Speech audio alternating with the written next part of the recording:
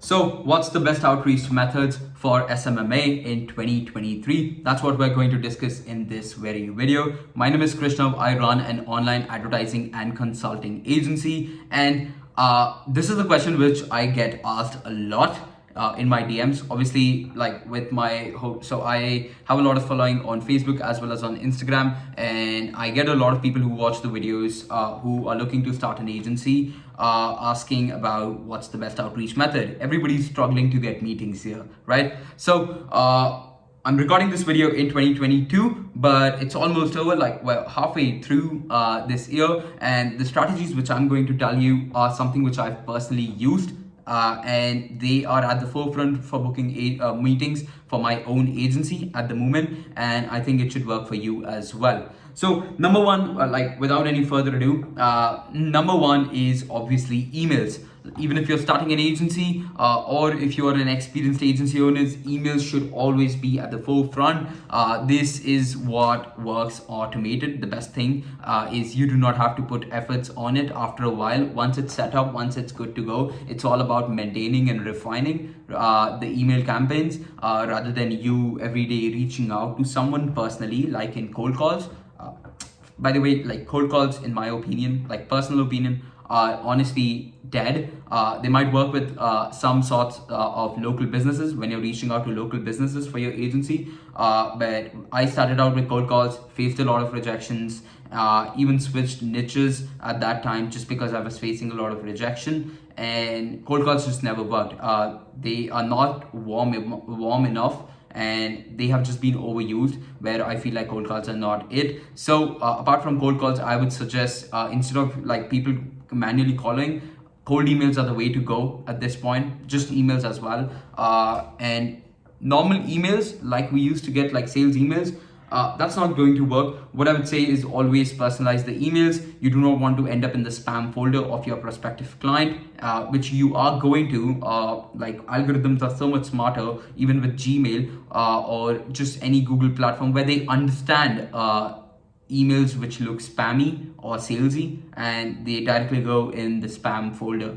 Half of the times, like the owners do not even read it, right? So you want to make sure when you're reaching out to someone, where emails, it's not just a mass campaign, and even if you're automating it, you want to make sure it's semi-automated, where what I mean is you need to have a sense of personalization. Start off with a good subject line so that you get high open rates, and then start off with personalizing the first few lines, or just personalizing the email itself. So if you're starting out, you have a lot of more time, just personalize the shit out of the email, okay? Everything from start to bottom, it should not sound salesy. You should look like a friend when you're reaching out to them. The best way is to just reach out as a friend, to hop on an informal chat, which is what we call the discovery call, right? So emails would be the go-to. Second would be video outreach. No, I'm not talking about Loom outreach or like Loom audits. That's something which I'll cover as the third point. But video outreach, which is basically when you're reaching out on Instagram or on LinkedIn or any other platform, you just pick up your phone, right? And just talk to them. Like read out the entire email script, which you have personalized, right? Just this very same thing on like a quick 1-minute video, and it works like a charm. Something I started this very year in 2022, and it has been working great. I started exploring it back in 2021, late 2021, and we do it through LinkedIn as well as through Instagram. We have warmed up accounts, and I just open up like my own personal Instagram and just reach out to people, just copy pasting the same email script which you are going to personally write for someone. Okay, so they work really well. You get a high response rate and book calls. And again, keep it very informal when you're asking them for the call to action, which is to book a call.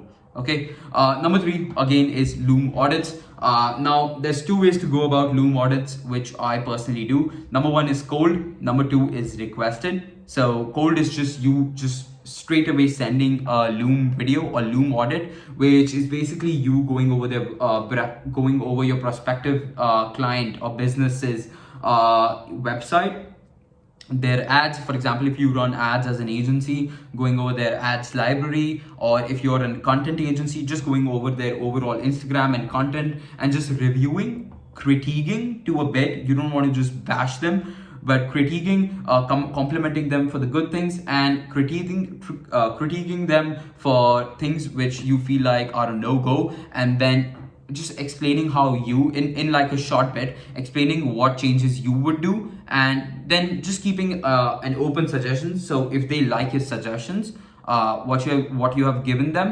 about like what things are going wrong with their content or their ads, then just simply asking them for a call if they want to learn more, and if they want your help in better running their ads, website, content, depends on whatever service you are selling to them. Okay. Next would be just this would be the cold approach, and requested you would be just sending like a cold email or cold message, if asking them if they would be interested in a audit video, a personal audit video which you'll prepare for them. So once they respond back to you, you can just send them an audit. This is much more warmer than the cold Loom audits, but I've seen both of them work incredibly well. Next again would be personal cold DMs. These would be just messages which you're sending, like cold messages to people.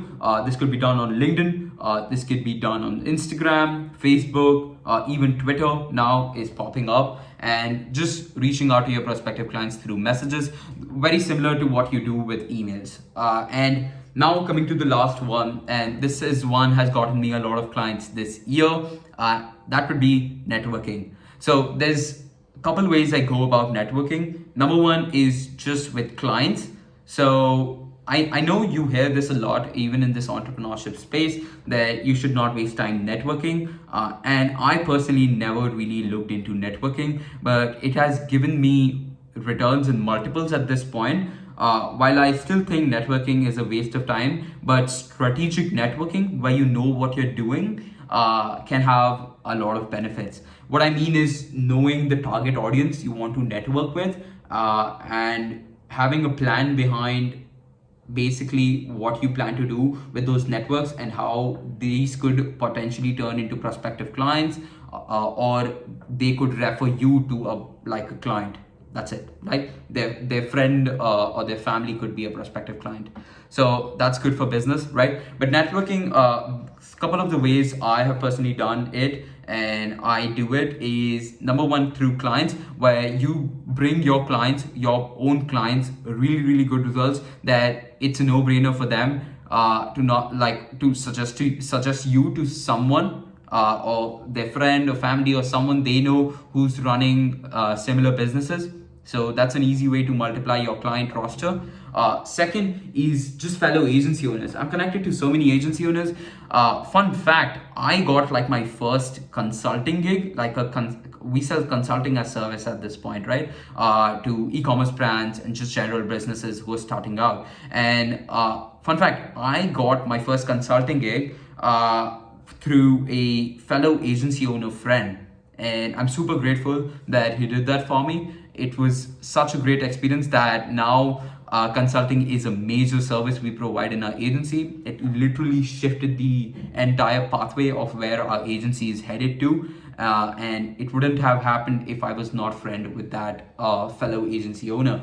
So just connect with fellow agency owners, freelancers, both of them who work with like a similar industry, or they provide complementary services. So for example, if you do ads and a fellow agency owner does content or just social media management, then you guys could refer clients to each other. It works like a charm. And third thing which I do is, for example, I have a mentorship program where I work one-on-one with agency owners who are just starting out, right? And I often refer clients to my mentees as well if I feel like they are a good fit, and if they have a good service, and if I feel like this client is not for us, or it's a bit low budget, it does not come to our standards, I refer my clients to our students, to my students who follow the same service delivery, they have a same agency, but they're just starting out. So if they're looking for clients, I just refer it to them, and it gives them a kickstart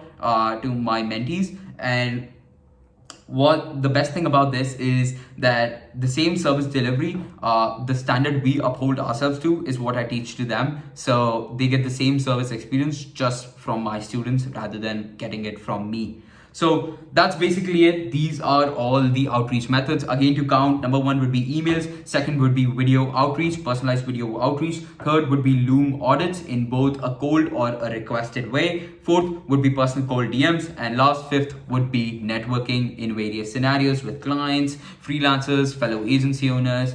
So yeah, that's basically it.